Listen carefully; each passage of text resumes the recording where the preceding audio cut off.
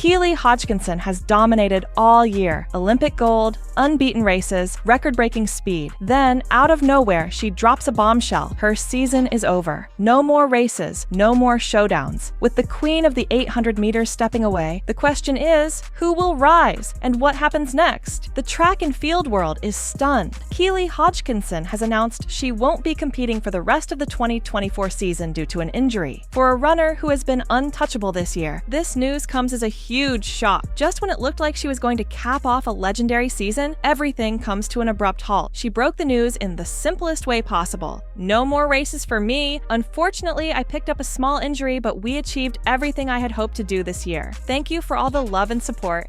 See you on the track next year. No dramatic press conferences, no long explanations, just a straightforward message that left fans in disbelief. The impact of this announcement goes far beyond Hodgkinson herself. It completely shifts the 800-meter competition. Her biggest rivals, including world champion Mary Mora and American star Athing Mu, were preparing to face her in the upcoming Diamond League finals in Brussels. Now, with Hodgkinson out, the door is wide open. Suddenly, the race for the title has no clear favorite. Someone else will have to step up. For fans, this is devastating news. At just 22 years old, Hodgkinson has been one of the most exciting athletes to watch. Her breathtaking gold medal performance at the Paris Olympics was a defining moment, watched by over 9 million people on the BBC, making it the most watched event of the entire Games. Just weeks later, she shattered her own national record, running an incredible 1 minute 54.61 seconds at the London Diamond League.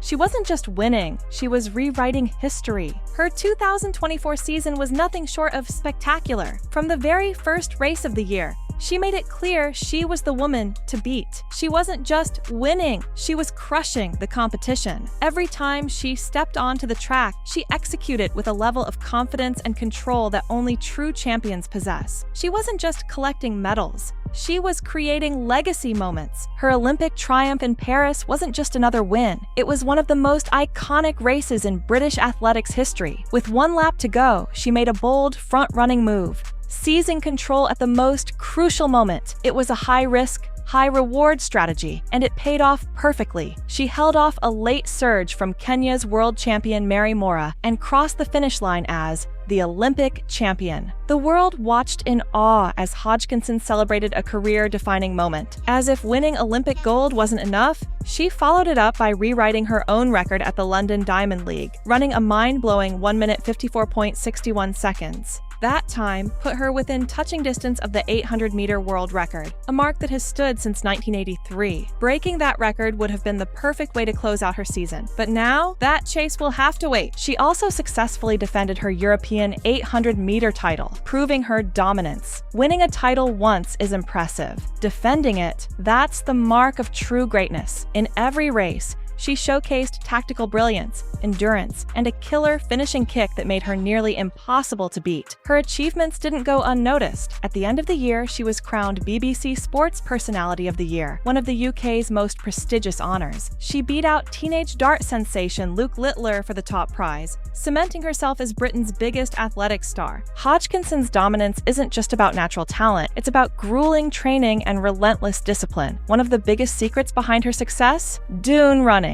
It sounds simple, but it's one of the most brutal workouts an athlete can do. Running up steep, shifting dunes isn't just physically exhausting, it's mentally crushing. But Hodgkinson embraces it, knowing it makes her stronger. She trains on the dunes of Formby Beach, a tough, unforgiving stretch of sand on the northwest coast of England. Many legendary runners before her have used this training method, but few have mastered it the way she has. The soft, unstable surface forces runners to work harder, making every step a test of endurance. It's an intense, full-body workout, strengthening her legs, core, and cardiovascular system. Her coach, Trevor Painter, is a firm believer in the benefits of dune training. It formulates your mind as well as your body, he once said. And that's exactly what makes Hodgkinson so unstoppable. She's not just physically strong, she's mentally unbreakable. She trains in conditions that push her beyond her limits, so that when she steps onto the track, she's ready for anything. Dune training isn't new, Some of the greatest middle-distance runners in history have used it. Australian coach Percy Cerruti was one of the pioneers, using it to train Olympic champions like Herb Elliott. British legend Steve Ovett was also known for his brutal dune sessions in Merthyr Mawr, South Wales. Hodgkinson is following in the footsteps of these all-time greats, proving that the toughest training methods from the past are still just as effective today. With Keely Hodgkinson out for the rest of the 2024 season, the 800-meter landscape has completely changed. She has been the dominant force this year, winning every race she entered, taking home Olympic gold, and proving she was a level above the rest. Now, with her suddenly out of the picture, the event is wide open, but the biggest question remains: who will take advantage of this opportunity, and will it prove just how far ahead Hodgkinson really is? Her biggest rival, Kenya's Mary Moraa, is now in the perfect position to seize control of the 800 meters. Moraa, the reigning world champion, has the speed, endurance, and tactical brilliance to challenge Hodgkinson when she's at her best. The two have had some thrilling battles in recent years, but in 2024, Hodgkinson had the clear edge. Now, with Keely sidelined, Moraa has a golden opportunity to assert herself as the world's top 800-meter runner.